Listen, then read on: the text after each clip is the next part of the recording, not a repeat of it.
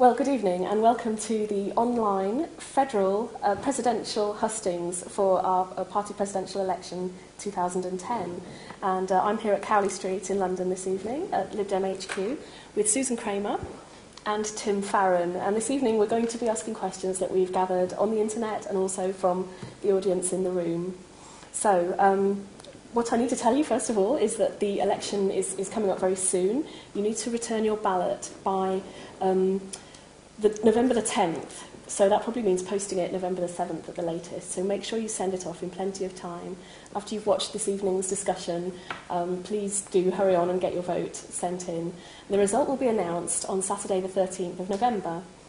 So, first of all, we've got Susan Kramer. Would you like to make your opening remarks? Well, thank you, Helen, and thank you, Lib Dem Voice. I'm standing for president. Very much in the mould, I think, of our current president, Ros Scott, because I think it is so important that we really recognise the grassroots in our party. Our party lives off its grassroots and its local parties, and I want to crisscross the country listening to what members have to say, bringing that back, making sure that our leadership listens to it and hears it and gets answers. We need a communication system. You shouldn't be in the situation of being on the doorstep being challenged about something that's happened by the coalition, and not having in your hands the information should have come from the horse's mouth, so that you know what we're doing, how Lib Dem principles are being put into practice. Where there are disputes and controversy, you should be part of the discussion. So I think that's crucial. The second reason I'm standing is I think this is going to be a very important time to keep the party unified and strong. Members of the party will take some different positions, and they will be principled in all cases. But if you look at the situation we face now, we've got some internal divisions over tuition fees. It is possible we may end up next year with different coalitions in Scotland and Wales in which Liberal Democrats are playing part.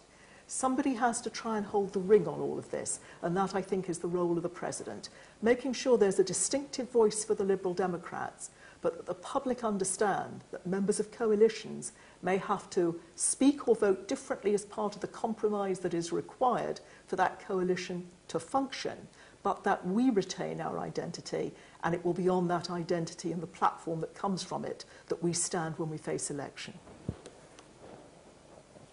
Thank you, Susan. Okay, and Tim, it's your turn now. Well, thanks, Helen, and thank you, Liberal Democrat Voice. I think this is a really, really exciting time for our party. I don't think I ever expected when I joined the Liberals at the age of 16 that we would actually make it into government. It is fantastic that we're in a position to make a difference for our country. We're achieving an awful lot in government, getting an awful lot out of being in the coalition. Everything, I would say, except getting any credit for it. And whilst this is a wonderful opportunity for us as a party, it's also the biggest threat we've ever faced. And my concern is that as we go into the coming months and years being in coalition, our distinctive voice is likely to is already being compromised.